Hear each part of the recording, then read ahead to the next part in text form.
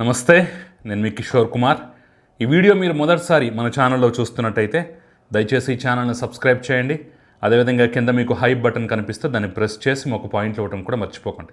మీ ప్రోత్సాహమే మాకు కొండంత బలాన్ని ఇస్తుంది. నేను రెండు అంశాలు ఈ వీడియోలో క్లియర్గా మాట్లాడే ప్రయత్నం చేయబోతున్నాను. నంబర్ 1, ప్రొఫెసర్ నాగేశ్వర్ విషయంలో ఒక కొత్త డ్రామాకు తెరలు ఇచ్చింది. ఇప్పటివరకు కూటమిలో ఉన్నటువంటి పార్టీల పైచేయిగా వెళ్తూ వస్తున్నటువంటి నేపథ్యంలోనే ఒక కొత్త డ్రామా, ఒక వికృత రాజకీయ క్రీడను ఇందులో చొప్పించే ప్రయత్నం చేశారు. దీన్ని గ్రహించి దీనికి కౌంటర్ చేయకపోతే రేపటి రోజున ఈ విషయంలో ఇబ్బందులు తప్పు అనేటటువంటి భావన అయితే వ్యక్తమవుతోంది. ఏంటా కొత్త డ్రామా, ఏంటా కొత్త కథ, ఏం ప్లాన్ చేశారు, ఎలా వెళ్తున్నారనేది నేను ఈ వీడియోలో చెప్పే ప్రయత్నం చేస్తాను. ఇక నంబర్ 2, జగన్మోహన్ రెడ్డి ఒకే ఒక్క ప్రెస్ మీట్తో తన జీవితకాలంలో వేసుకున్నటువంటి అతిపెద్ద సెల్ఫ్ గోల్ వేసుకున్నటువంటి నేపథ్యంలో రేపు ఈ అంశం కూటమికి కానీ కూటమి పార్టీలకు కానీ ఒక అందివచ్చిన రాజకీయ అస్త్రంగా మారబోతోంది. దాన్ని ఏ విధంగా ఒడిసి పట్టుకోవచ్చు, ఏ విధంగా దాన్ని డీల్ చేయొచ్చు, ఏ విధంగా దానివల్ల ప్రయోజనాలు పొందొచ్చు, అసలు ఆ దిశగా ఆలోచిస్తున్నారా లేదా అనే అంశాన్ని నేను విడమరిచి చెప్పే ప్రయత్నం చేయబోతున్నాను. కాబట్టి మొత్తం చూడండి, చూసిన తర్వాత మీ అభిప్రాయాన్ని కమెంట్ రూపంలో తెలియజేయటం మాత్రం అస్సలు మర్చిపోకండి. ఇక ఫస్ట్ నాగేశ్వర్ అంశాన్ని తీసుకుందాం. నాగేశ్వర్ ఇష్యూలో నిన్న నేను కూడా మాట్లాడాను. బీజేపీ ఇచ్చేయలేదు, బీజేపీ అసలు స్పందించలేదు, బీజేపీ ఎందుకు మౌనంగా ఉంది. సరే, మౌనంగా ఉంటే ఉండిపోయింది. రివర్స్లో మురళీధర్ రావు వంటి వాళ్ళు అడ్డంగా వచ్చేసి ప్రొఫెసర్ నాగేశ్వర్కి సపోర్ట్ చేయడం ఏంటి, ఇదేం డబుల్ స్టాండర్డ్స్ అని చెప్పేసి నేను మాట్లాడాను. కొంతమంది నన్నే విమర్శిస్తూ, నన్నే తిట్టిపోస్తూ, బీజేపీని సమర్థిస్తూ కూడా కొన్ని కామెంట్లు వచ్చాయి. మరి అదే మాట నేను పవన్ కళ్యాణ్ కూడా అడిగారు. పవన్ కళ్యాణ్ కూడా ఇదే రకంగా తిడతారా, ఇదే రకంగా విమర్శించే ప్రయత్నం చేస్తారా? చేయండి. మరి పవన్ కళ్యాణ్ కూడా అదే క్వశ్చన్ అడిగా, అసలు బీజేపీ ఎందుకు మాట్లాడట్లేదు, బీజేపీ నాయకుల ఇష్యూలో ఎందుకు మాట్లాడట్లేదు, అర్థం కావట్లేదు అని చెప్పేసి కూడా ఆయన కామెంట్ చేశాడు కదా. సరే, ఇక అంశాన్ని పక్కన పెట్టినట్టయితే తాజాగా జరుగుతున్న అంశం ఏంటంటే, అమ్మో ఇంకేముంది, నాగేశ్వర్ని అరెస్ట్ చేస్తున్నారు, నాగేశ్వర్ని ఎత్తేస్తున్నారు, నాగేశ్వర్ని అది చేస్తున్నారు అని చెప్పేసి ఒక కొత్త డ్రామాకు తెరలేపారు. ఒక వీడియో ఏదో బయటకు వచ్చింది, ఒక వీడియో క్లిప్. ఆయన ఒక పోలీస్ ఆఫీసర్కి ఏదో షేక్ హ్యాండ్ ఇస్తున్నటువంటి వీడియో క్లిప్ చిన్నది బయటకు వచ్చింది. దాని కింద రాసింది ఏంటంటే, ఆయనే దాన్ని రకరకాల మీడియా ఛానల్స్కి, రకరకాల యూట్యూబ్ ఛానల్స్కి పంపించేసి నన్ను అరెస్ట్ చేయబోతున్నారు, నాకు రక్షణగా నిలబడండి అని చెప్పేసి రిక్వెస్ట్ చేశాడని చెప్పేసి కొన్ని గ్యాసిప్స్ అయితే వచ్చాయి. నిజమా గ్యాసిప్స్ అనేది అయితే మనకు తెలియని విషయం.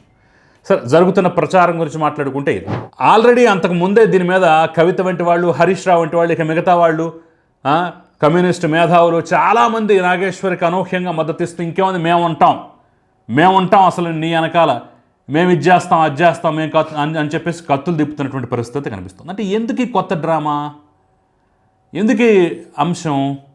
ఏదో ఆంధ్రప్రదేశ్ ప్రభుత్వం తెలంగాణ మీద పడి నాగేశ్వర్ని ఎత్తుకుపోతున్నట్టు, పోలీసులు ఎత్తుకుపోతున్నట్టు ఎందుకు ఈ బిల్డప్పు?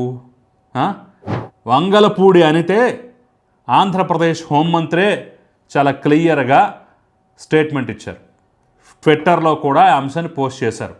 మేము మా తరపు నుంచి ఆంధ్రప్రదేశ్ నుంచి ఎలాంటి పోలీసు బలగాలని పంపించలేదు, అరెస్టు చేసే ప్రయత్నం అనేది మేమేం చేయలేదు, ఇలా తప్పుడు ప్రచారాలు చేసే వాళ్ళ మీద తుప్పు రేగొట్టి మేము చర్యలు తీసుకుంటాం అని చెప్పేసి క్లియర్గా పోస్ట్ చేసింది. మరి హోమ్ మినిస్టరే పోస్ట్ చేసింది కదా, మేము ఎలాంటిది పంపించలేదని చెప్పి. మరి ఎందుకు ఈ డ్రామా? ఇంకేముంది, వచ్చేస్తున్నారు, ఇంకేముంది, తీసేస్తున్నారు. మరి ఇదే తెలంగాణ మీద పడి ఆ రోజు ఆంధ్రప్రదేశ్ పోలీసులు కనీసం పర్మిషన్ కూడా తీసుకోకుండా, కనీస చట్టాన్ని కూడా పాటించకుండా రఘురామకృష్ణరాజుని ఎంపీని అలా లిఫ్ట్ చేసి ఎత్తుకుపోయి టార్చర్ చేశారు. ఆ రోజు ఎవ్వరూ మాట్లాడలేదే. మరి ఈరోజు కనీసం ఆ ప్రయత్నం కూడా చేయకముందే, కనీసం సరే నిజంగానే పోలీసులు పంపించారు, అరెస్ట్ చేయడానికి వెళ్తున్నారంటే సరే ఓకే, హడావిడి చేసిన అర్థం ఉంది. అదేమీ లేకుండానే ఇంకేముంది వచ్చేస్తున్నారు.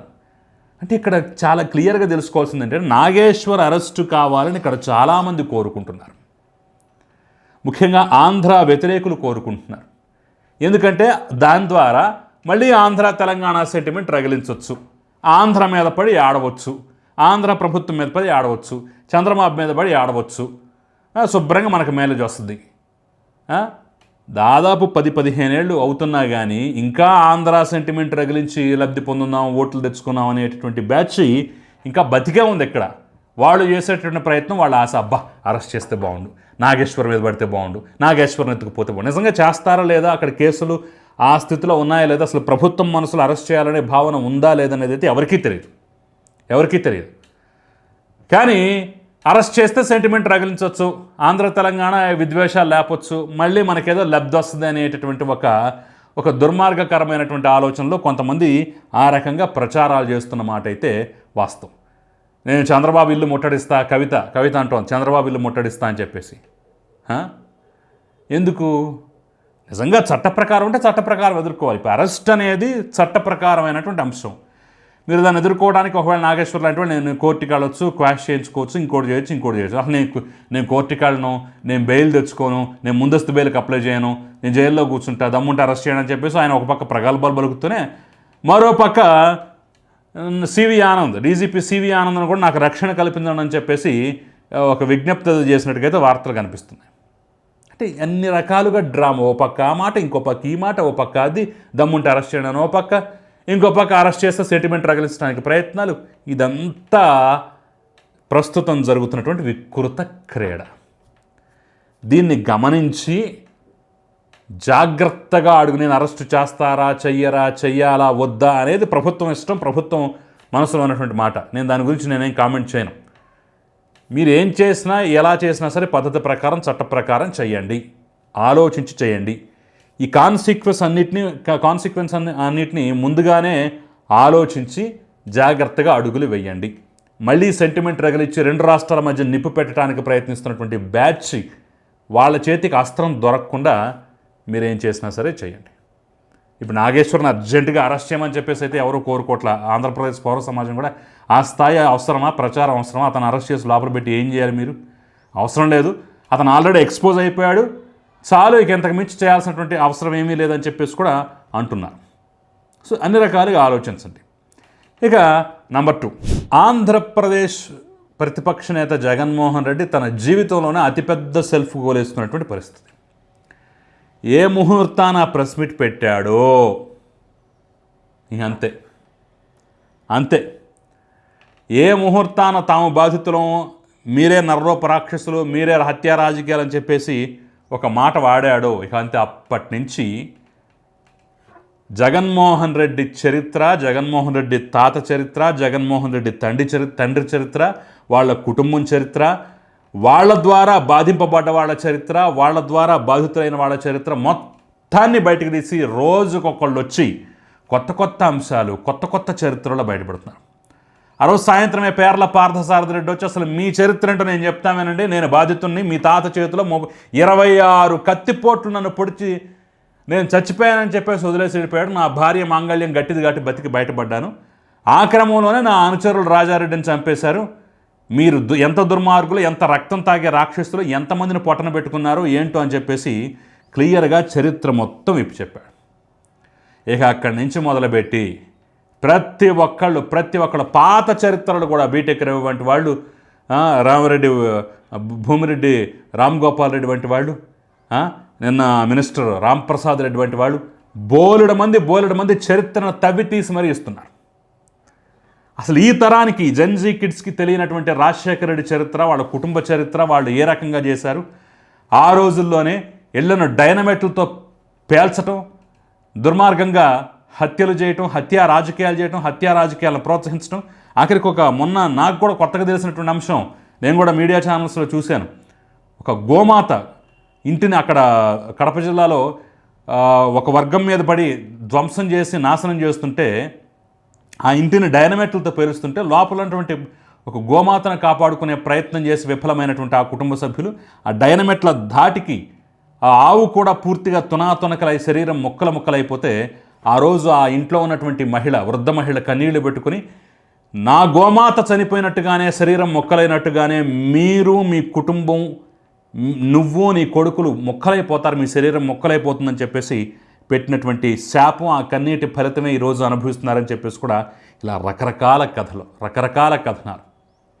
వాళ్ళకి మంగంపేట బైరటీస్ గన్లు ఏ విధంగా వచ్చాయి, ప్రకృతి నిబంధనలు, చట్ట నిబంధనలు తొంగలో తొక్కి ఏ రకంగా కొన్ని 100,000 ఎకరాల్లో గనులు తవ్వేశారు, అక్కడ ఫైన్ కట్టాల్సినటువంటి పరిస్థితి ఏ విధంగా వచ్చింది, అసలు అప్పటి ఆంధ్రప్రదేశ్ శాసనసభలో దీని మీద ఏం చర్చ జరిగింది, సభాసంఘం ఏం మాట్లాడింది, సభాసంఘంలో ఏం నివేదిక ఇచ్చారు, వాళ్ళ అక్రమ చరిత్ర, అక్రమ ఆదాయాలు సమస్తం సమస్తం సమస్తం సమస్తం పోసగుచ్చినట్టుగా ఈరోజు జంజీ కిడ్స్కి కూడా తెలిసే విధంగా సోషల్ మీడియా దుమ్ము అయిపోతుంది.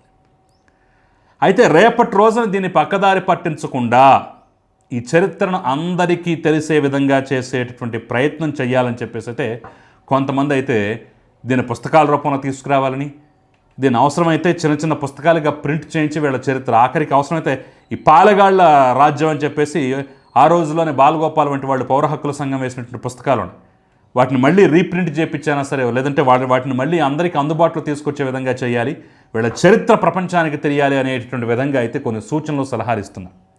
ఒకవేళ రాజకీయంగా ఈ సూచనలు సలహాలు ఉపయోగపడతాయని చెప్పేసి తెలుగుదేశం పార్టీ భావించి ముందుకు వెళ్ళినట్టయితే ఇంతకాలం వెన్నుపోటు రంగా హత్య వెనక మీరున్నారనేటటువంటి ఒక దుర్మార్గమైన ప్రాపకాండకు కూడా చెక్ పెట్టినట్టు అవుతుంది. అసలు మీ చరిత్ర ముందు మిగతా ఎవరైనా సరే దిగదుడుపు అనేటటువంటి విధంగా కూడా ప్రపంచానికి వాళ్ళ చరిత్రను వాస్తవాలను బయటపెట్టిన వాళ్ళు అవుతారు. ఇది కొంత రాజకీయంగా మీకు మేలు చేకూర్చేటటువంటి అంశం. చరిత్ర అందరికీ తెలిసే విధంగా చేయాలనేటటువంటి కార్యకర్తల యొక్క అభిష్టాన్ని మరి పార్టీ అధిష్టానం ఎలా తీసుకుంటుంది, సీరియస్గా తీసుకుంటుందా లేదా, అందరికీ చెప్పే ప్రయత్నం చేస్తుందా లేదా అనేది అయితే వేచి చూడాలి. ఈ సలహా అయితే పెద్ద ఎత్తున వస్తుంది. మీరు సోషల్ మీడియా తిరిగేస్తేనే ఇన్ని కథలు ఇన్ని అంశాలు ఉన్నాయి. ఇంకా మాకు తెలియని విషయాలు కూడా ఆ ఇల్లు బేల్ చేసిన ఫోటోలు కూడా చాలా హృదయ విదారకంగా ఉన్నాయి. అలాంటివన్నీ తెప్పించండి, పాంప్లెట్ల రూపంలో వేయండి, లేదంటే చిన్న చిన్న పుస్తకాల రూపంలో బుక్లెట్ల రూపంలో వేయండి, అందరికీ పంచండి. మన కార్యకర్తల దగ్గర ఆ చరిత్ర తెలిసి ఉండాలి. రేపటి రోజున మనం మాట్లాడటానికి, సోషల్ మీడియాలో రాయటానికి, డిఫెండ్ చేయడానికి కూడా ఉండాలని చెప్పేసి పెద్ద ఎత్తున డిమాండ్లు వస్తున్నాయి. మరి దాన్ని గుర్తిస్తారా, అధిష్టానం గుర్తిస్తుందా, లేదంటే యథావిధిగా అప్పట్లాగే ఎందుకులే అనవసరంగా అని చెప్పేసి వదిలేస్తుందా అనేది అయితే తెలియదు. కానీ ఇది ఒక మంచి ఆలోచన, మంచి సజెషన్ అనేది అయితే అందరి అభిప్రాయం. తెలియని రక్త చరిత్ర తెలియాలి, బయటపడాలి అనేదైతే అందరూ అలా ఆలోచన, అభిప్రాయం. మరి దీన్ని ఎంతవరకు సీరియస్గా తీసుకుంటుందనేది అయితే వేచి చూడాలి. సో ఇది రాజకీయంగా మేలు చేకూర్చేదే. ఇది అద్భుతమైనటువంటి అస్త్రమే, జగన్మోహన్ రెడ్డి అందించినటువంటి అస్త్రమే. దీన్ని ఉపయోగించుకుంటారా లేదా అనేది మీ చేతుల్లో ఉంది. ఇదన్నమాట అసలు విషయం.